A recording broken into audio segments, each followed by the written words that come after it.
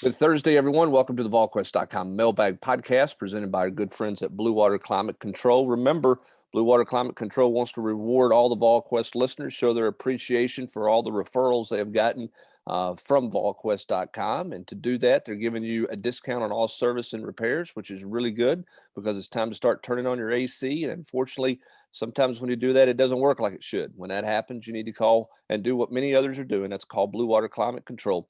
You can go online and read their reviews, and you'll see story after story about how other companies tried to fix their problem, but Blue Water is the one who did it the right way and finally got it done. Call the guys who do the right repair the right way the first time. That's Blue Water Climate Control at 865-299-2290. Also, if you schedule a spring heating and air tune-up with Blue Water Climate Control between now and the spring game, your name's going to be entered into that drawing to win 2 season passes. That's 2 tickets to all 8 Tennessee home games. Refer a friend and you increase your chances to win. The drawing is going to be held on April the 26th, so that's coming up soon. Call 865-299-2290 or go to bluewaterclimatecontrol.com to schedule your appointment today and to find out more about our friends at Blue Water Climate Control. Let's jump right into the questions in the mailbag. A lot of hoops in this one for you, Rob Lewis, so plenty of basketball to talk about as well as some football in this mailbag podcast, and we'll start with a couple of hoops questions right out of the gate. Who are some of the names that Tennessee's basketball program is trying to target in the portal, particularly a list of big men that Tennessee would like to try to get that would help? Where are they on the big man transfer front? I mean, right now, literally the only big man that I know Tennessee is in the portal that Tennessee is trying to get is Walker Kessler. And that one does, I'm not saying Tennessee has no shot there, but I don't think there's a lot of confidence. As far as a legit big man, that is currently in the portal, that is the only guy that I would say with confidence that is a take for Tennessee and they've had substantial conversations with. And we'll see who else jumps in the portal and how that may or may not change. Because, Rob, I think the feeling is more people are probably going to end up in the portal in the coming weeks, right? I mean, this thing's not, I don't say a ton, but there may be a few more names that hop into that portal. I would say that it is fluid. Yeah, for sure. All right, second hoops question here. Was this past year's basketball team really as talented as everyone made it out to be? Obviously, Johnson and Springer are great talents. The next 2 most talented players, Pons and Triple J, but they were average at best offensively. Folky's a good college player, but after that, where's all this great talent and depth that we heard about? Was this team overrated talent-wise, Rob? No, I don't think it was. It's just, I think when you look back, if you use the NBA as the ultimate measuring stick for talent, I think when you look back 10 years from now, this team is going to be the most talented that Tennessee's had in this century.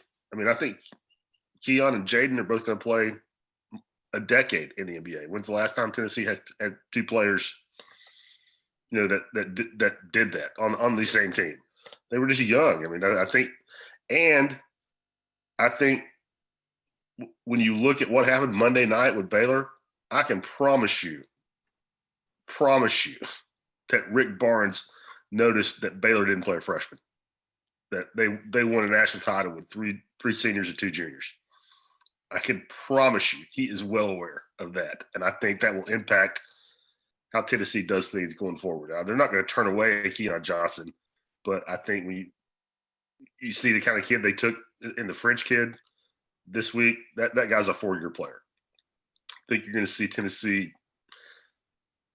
Again, they're not going to turn away Keon Johnson, but in looking back at how this season went, the people that remain on staff here are well aware of the kind of team they won 31 games with versus what they had this past season. So not gonna be built around a bunch of one and dones. I don't think so. If you got one, you got one, but you're gonna have a foundation or a building block of a team. Sorry, AP, I didn't mean to interrupt you there, bud. I was gonna say, just to summarize, Tennessee's gonna continue to recruit one and dones, but they're not gonna hang every hat they have on one and dones. We're not gonna build a team around them, which is, I don't think it was intentional. I think Fulkerson was a big disappointment this year. The way he played, but essentially, this past year's team had to have the 2 freshmen show up and bring it every night, or they weren't going to beat anybody decent. I don't think that Rick is going to build teams like that in the future. Interesting. Be curious to see kind of what they're like. You say they're going to recruit those guys that they have ties to, and not going to turn guys away. But do they change a little bit of their philosophy from a recruiting standpoint? And again, this was an odd year from the standpoint that you had a tie to Jade Springer, and you obviously had in-state Keon Johnson, and you weren't going to turn either one of those guys down for sure. And they've got to get big man that stay in their program. I mean that's the other thing that you look at this team. Why it was so dependent on those two guys is they had a number of players that big guys that transferred out, Rob, that just didn't fit the program or didn't make it in the program, and that certainly affected their post numbers and what they look like in the post for sure. All right, on to football we go. Any rumblings of Solomon going back to DB? Sounds like we can barely field a two deep. Not a word on him at receiver. So See, Kenny Solomon. I agree with this, and I just don't think they're making any changes right now. I mean, they're just kind of leaving everybody where they're at. I mean, I think right now would be the time to make some change, or you're halfway through spring ball, and Kenny Solomon makes as much sense as anything as far as a flip from one side to the other, not just changing positions, but flipping sides of the ball. So he and Leonard Whitehead. I mean, I would definitely give him a look there. I don't think it hurts. And again, kid can run, can't teach speed. Yeah, I mean, I'm surprised they haven't made moves. I think the one thing about Whitehead that's a little bit troubling is he's still hurt. Yeah. He's still not 100. I mean, this guy's been hurt 2 years with, Yep. with the foot injury, and I think that's got to be a long term concern there. But I am a little surprised they've not made any kind of move to this point in spring practice with a guy looking at a different position. But we'll see what happens on the back half of spring here. We've heard a little about Danny White's desire to improve the fan experience for football games. I assume basketball games as well. Any news or any guesses on what he has planned? I don't have any idea what he has planned. Some of that's going to involve in Neyland Stadium, Rob, renovations. And to do that, you're going to have to raise some serious cash because, millions. to improve the fan experience on the east side and the south side, the first thing you need to do is fix the concourses, fix the bathrooms, widen that out, put some newer concession stands in there. And then How do you feel about exposed cinder block?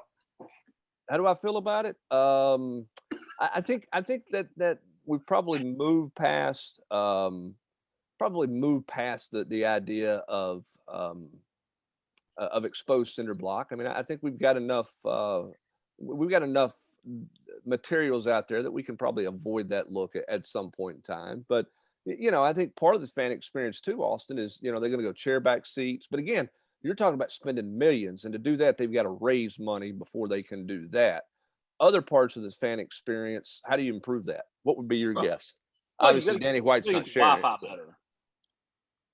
I mean, everybody likes to sit on their phone and look at Facebook or Twitter or ESPN.com to look at scores or whatever. And so, yeah, I mean, I think it's very important that you improve the Wi-Fi. Like the Wi-Fi should be impeccable at Neyland Stadium. How it's not blows my mind. And then I do. I mean, I know you got to raise money, but I mean, like if you're claustrophobic at all, you get those concourses on the south side, and I mean, you're going straight catatonic climbing the walls. Yeah, I mean, it's a mess in there. Maybe it's 2 words, but there's a hyphen. T-shirt guns. We've seen enough T-shirt guns to last. I think that's one of those things where part of the fan experience, obviously, is your teams have to be competitive, okay? Because when your teams are competitive, that takes care of a lot of fan experience. But at the same time, too, I think, Austin, you're right. The Wi-Fi and all of that is important. I don't see them putting a lazy river around the stadium. I don't see them putting tiki huts around the stadium like they're doing in Orlando. But maybe they need to add a second jumbotron hubs. Like they really do. I mean, like you look at Bryant Denny, you look at several other Texas A&M across the league. I mean, having a second one would go a long way in my opinion. Or like at Bama and Texas A&M having 4. They get them in those corners. Yeah, it's a good point. And that's something that you don't have to raise $100 million to do. Some things like that. So we'll kind of see where he's at when Danny White decides to do some media stuff and kind of talk about, how life is after 100 days or 150 days or 200 days, whenever he decides to talk. And we'll kind of see where some of that stuff is. Again, we had this in the war room. Look for them to announce a new capital campaign coming up in the near future. I don't think it's going to be designated to one particular facility. I think it's just going to be designated to the general fund to try to grow the budget and increase, their amount of money that they've got to work with there. Is it fair to say that there's a renewed sense of optimism around the program? Level of professionalism and polish the assistant coaches demonstrated in dealing with the media has been refreshing. Very impressed with Jerry Mack personally. Let me say this. I don't think the previous staff assistant coaches were unprofessional. They just weren't given the opportunity to talk. I think Josh Heupel has been smart in allowing the assistant coaches to talk. I think fans want to hear what those guys have to say about their specific position players. And I think that's something that fans like. That doesn't mean that the previous assistants who were not allowed to talk, but once a year, Austin, that those guys were not polished or unable to handle the media. It was just the head coach's desire not to let them talk to the media. 100%. I mean, he came from Alabama. At Alabama, Nick doesn't allow anybody to talk but the coordinators right around the bowl game. And, I do think I think you're doing your assistant coaches a disservice. I think Nick Saban did Jeremy Pruitt a disservice because when Jeremy Pruitt got here, he hadn't dealt with the media a ton. And it's just different when you're dealing with it all the time and not just once a year. So I think that it's smart to let these guys talk. And plus, I mean, if they're selling your program to recruits, why can't they sell your program to the masses and the media? I mean, I just think that's just common sense. Like to not do that, it hurts. I go back. I think Nick Saban, which is the person that kind of started the closed practice except for 1 or 2 periods. Don't let your assistants talk. That whole narrative across college football, I think, has hurt college coaches across college football. Yeah, I think you look at his tree and you see a lot of guys who aren't ready. And Rob, on the flip side, I mean, the reviews from Kim English and Des Oliver at their introductory press conferences and how they've handled themselves have been very polished and very good because Rick Barnes grooms guys to be head coaches. Yeah, and that's part of his belief. I mean, you took it right out of my mouth. I was going to say the exact same thing that, this year, I think because of COVID and for one thing, Rick pretty much every week let his assistants handle generally whoever had the scout for the Saturday opponent. That assistant, handled the media Zoom obligations. And, I'm sure those guys were appreciative. And frankly, as a media member, I really enjoyed it because, Rick at this point, just, if you ask him a 2-part question, you got no shot. He might, give you a couple of sentences on the first question. And the second one is, the second response he gives is, probably going to be on a tangent. Whereas the assistants really cared. I mean, they were conscious. They wanted to, put out, get a perception out there of what they're about. And like you said, if you watch Kim or Dez's introductory press conferences, you saw a couple of polished guys who were not remotely uncomfortable dealing with the media. I mean, they'd done that before. Their head coach had given them the opportunity before. And I applaud Josh Heupel for doing that. I second you, Hubbard. It's not like Jeremy's assistants weren't polished. I thought Chris Winkie, maybe the one time that he got out of storage was, the most personable, one of the most personable coaches that we've spoken to. Jay Graham was obviously, a really detail-oriented, interesting guy to talk to. And that's just, again, like AP said, that's on Jeremy. Yep. All right. What does this staff have to do in order to bring some stability to the program? Is it as simple as quarterback play? Yes. You think it's that simple? I think so. I mean, I think there are little pieces around that, but I mean, at the end of the day, like Tennessee's got to do whatever it takes to fix the quarterback position. If that means taking one grad transfer after spring, you take him. If that means taking 3, you take them. You have to fix that position. If you don't fix that position, you're in no better shape than you were a year ago. I don't care how many points they've scored in the past. If the quarterback isn't good, you're not going to be good on offense. And we all think that the defense is going to struggle. So you better be able to score some points. So Tennessee's got to fix the quarterback spot at all costs. And if that means, again, taking 3 grad transfers after spring and letting them battle it out, that's what you have to do. Like, I just think that you have to do whatever it takes to fix that position. The open practice on Saturday, do you think that's a coach's decision, Josh Heupel's decision, or was that Danny White's decision? I think it's Josh Heupel's. It's not to say Danny White was against it. I'm not implying that at all. But, Austin, you're seeing this. Rob, you're seeing this around the country. Auburn's done it. And no offense to the fans, this is about recruiting. This is about giving recruits an opportunity to see practice. The only way you can do that is to open it up to the fans. So I think this is a Josh Heupel decision, personally. 100% agree. I think that, that's what it's all about. I mean, don't get me wrong. I mean, I think that, having fans there helps when you have recruits in there, because you don't think when Taven Jackson or any other recruit, or let's say the Wade twins made it down from Kentucky after they visit there Friday and potentially Saturday, we'll see what happens. You don't think that has a big impact when, 40 people go, oh, Taven, or, same thing to the Wades. I mean, I think that leaves an impression on a 17-year-old kid. So, I think that it all works hand in hand, but it's absolutely about being able to have recruits come and see you practice in a legal form, because you can't do it any other way until the fall. And at that point, it doesn't matter. All right. Well, I'm going to interject my own mailbag podcast question in here, since you brought them up. They're a little over a week away from making a decision, I guess, or about a week away, and that is the Wade twins, Austin. Kentucky with the visit there. Tennessee obviously trying to get them back down here. What's anything new? What's the latest there with the Wades? Well, Kentucky's come on strong, and talked to some people Wednesday night, and it comes down to, simply put, it comes down to this thing with Destin in the quarterback position. I mean, Kentucky has worn that kid out and made him feel like he's the man. And, I don't want to say Tennessee's, done a poor job, because I don't think that's right. But I mean, like, I think that, the fact that, Kentucky's, in his mind, not really recruiting anyone else, whereas he knows Tennessee's recruiting Taven Jackson, or, recruited others before him.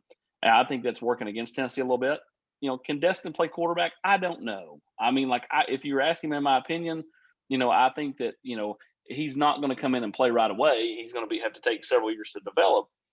But you don't know. You never know. I mean, you watch Josh Dobbs throw those first few practices, you probably didn't think he could play quarterback either. I mean, kids get better, they improve, and the kid is a winner and a playmaker. And if you're Tennessee, you do what you need to do, and you give this kid a chance at quarterback. I don't think it's over. I didn't think it was over a week ago. Tennessee's trended well there for a while, but at the same time, Virginia's kind of been holding on, because as we were told, Bronco Mendenhall and his staff have done an excellent job recruiting those kids, but distance and some other factors probably takes Virginia out of the mix. Kentucky's is not too far away, with Lexington kind of being kind of equidistance from Knoxville, or close enough. And so they've done a nice job with Destin. And so I'd say 6 weeks ago, I would have said, you've got to convince Keaton. I think Keaton's convinced. Now you got to convince Destin. And the Vols got a week to figure it out and get across the finish line with those two. I don't want put pressure on the staff, but like, if you miss on these two, that's when it kind of gets dicey, in my opinion, because these two have been rumored for you for a while. You felt like you were in a good spot. You got to find a way to land them, because everything to me kind of falls in place way easier if you land the Wades. If not, then I think it becomes way, way more difficult. Really critical week for Tennessee with those two. We'll keep close tabs on that. Back to other mailbag questions. Allowing for any additional changes to the team roster, is Corey Walker Jr. expected to be a major contributor next season? Is he getting into shape? Rob, where's things with Corey Walker Jr. at this point? I'll be surprised if he's here next year. Okay. That one's been rumored out there for a while, so we'll see what happens with that. Doesn't seem like that's fit very well with Rick Barnes for whatever reason. No, I mean the kid, Tennessee was desperate for any inside help from all season long, and Corey didn't play a minute. Yeah.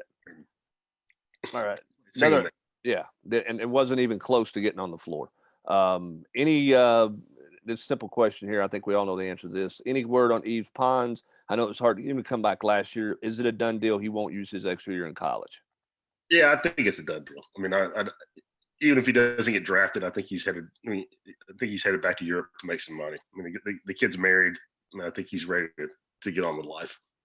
Austin, who appears to be starting in the secondary? Have you heard anything about Warren Burrell and Christian Charles at this point? Well, I mean, I just think Charles is an early enrollee. He's been a little banged up. I think they like him though.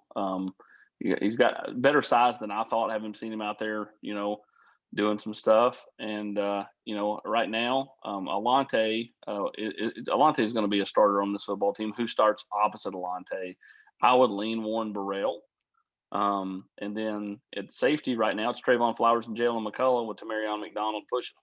So, that's kind of where things are as of now. And finding that star position or that nickel guy is going to be pivotal. The guy who can play that, because that guy's put in such taxing, stressful situations with what they asked him to do. So that's going to be interesting. I thought it was interesting, Willie Martinez talking this week when he visited with the media, just talking about how the defense is just kind of an amoeba right now. They're just trying to figure out what they can do before they really dial in on anything. It's they got a whole bunch of stuff in, but they're not real sure exactly what they're going to be yet, because they're still trying to figure out who fits where and what everybody looks like. So this defense is obviously going to be a work in progress, not just this spring, but I think early on in the season and all next year, which leads to this question. Do you guys see this year's team mirroring how Ole Miss played last year? High level offense, below average defense.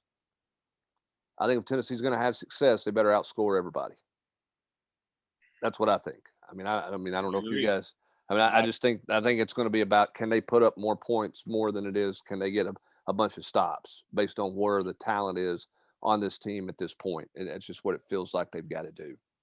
To 4-2-3 Vol, are there any transfers in football that football's been in contact with besides Bush and Milton? You'd think with the issues at linebacker, they'd be pursuing someone, especially with there being a few guys with a ton of Power 5 experience, like the kid at USC, Jawan Mitchell at Texas, and the Moore kid at Vanderbilt. Austin, I think they've reached out to the Mitchell kid at Texas. I think they probably have reached out to Moore a little bit as well. I just don't know how much interest those guys have back in Tennessee at this point. Correct, because look, if you're making a move, and especially the kid at Texas, you let him in tackles. Okay, if you're making a move, Brent, are you not going someplace that you can win and that you can play in a bowl game and that you can potentially compete for a championship? Like that whole if you're Tennessee, the guys you're pulling in as transfers you're wanting guys that haven't played and want to play. Guys that have played probably aren't coming here. So you need to find the guys that maybe have struggled to get on the field where they are. They're looking for a kind of a new home with a new outlook, and the bowl ring or bowl game or any of that stuff doesn't matter to them. You just you need guys that just want to be on the field, and that's kind of where Tennessee's at when you look at their transfers. Yeah, I mean, I think I think that should be beyond obvious. I mean, how attractive is this place? Unless you're, a kid from FCS wanting to move up, or you're a kid who's been sitting at the hat or sitting it behind somebody in a program, and you're looking to say, hey, I'm going to be sitting behind them again and not going to get an opportunity to play if I stay here. I think those are the two deals. I'm with you both. I think if you're a guy who's a starter somewhere last year and led a team in tackles, I just don't know that Tennessee is going to be at the top of your wish list at this point in time. All right, choose one pair: Hooker and Valus, Bailey Weidman, Maurer Hyatt. I don't really know what the point of this question is, but I don't think they have any idea what they're going to do at quarterback. I think Hyatt is the best wide receiver on the team. I think Valus is number 2, and I don't know where Weidman is or where he's going to be. I mean, Weidman's not a factor. He's so far down the depth chart right now, it's not even funny. Yeah. I mean, he can't even get into a practice, Brent. I mean, AP, is he going to help on basketball team? Yes.